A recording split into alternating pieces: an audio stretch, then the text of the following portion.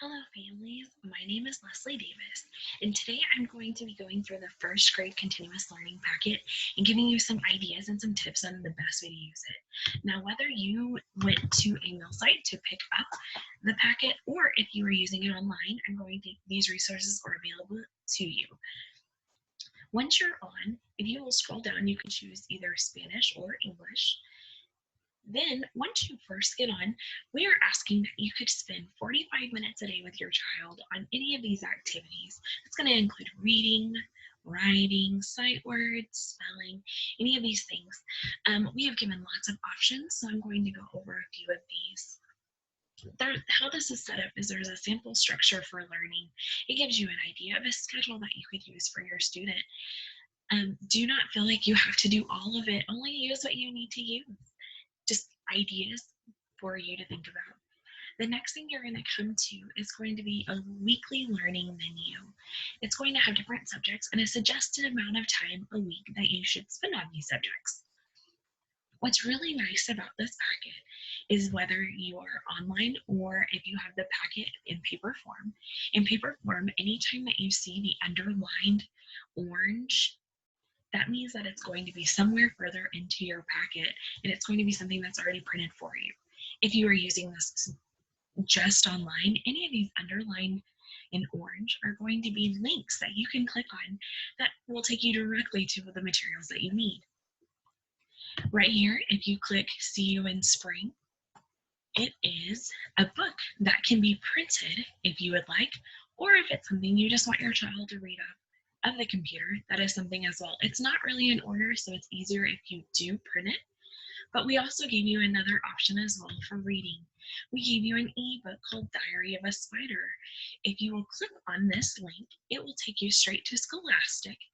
And mine already has the login info, but the username is Learning20 and the password is Clifford. If you click login, it'll take you immediately to the books that you need to watch or read. It's a great resource. Reading, we're asking that you do one activity per day with your child. That could be also sight words, fluency phrases. These are all links to something you can print off. If you're not able to print them off, you can always just use paper and pencil that you have at your house. You can use flashcards and make a game out of any of these. For writing, we also ask that you do one activity a day.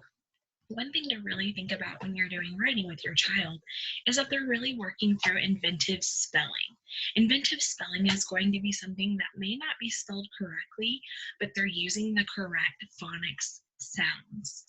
So if your child is not spelling all their words correctly, it's okay. Please make sure that they can at least read what they wrote, or you can read what they wrote. Encourage inventive spelling.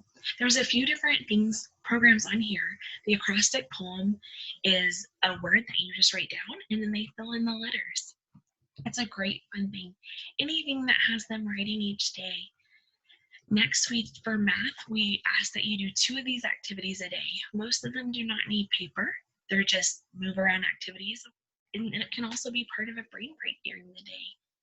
Science, we ask that you do one activity. There are a couple ideas that we have given you. You can watch an animal camera, which is a great idea. Social studies, we also ask for one activity per week, not per day, just one per week. Studies Weekly is our curriculum that we've used this year, so it's there available for you. These are optional.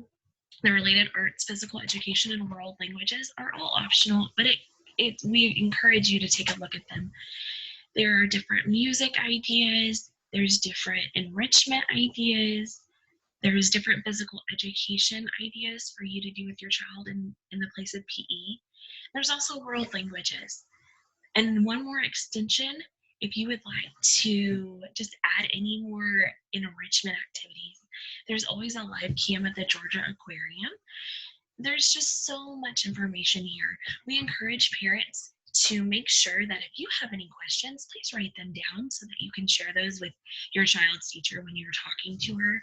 Please do not hesitate to ask any questions.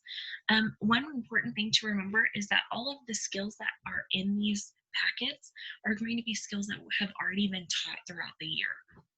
So it should not be anything new. Thank you so much for investing in your child's time and being flexible with us. Please, if you have any questions, please talk to your child's teacher, and we hope you have a great time learning at home. Thanks.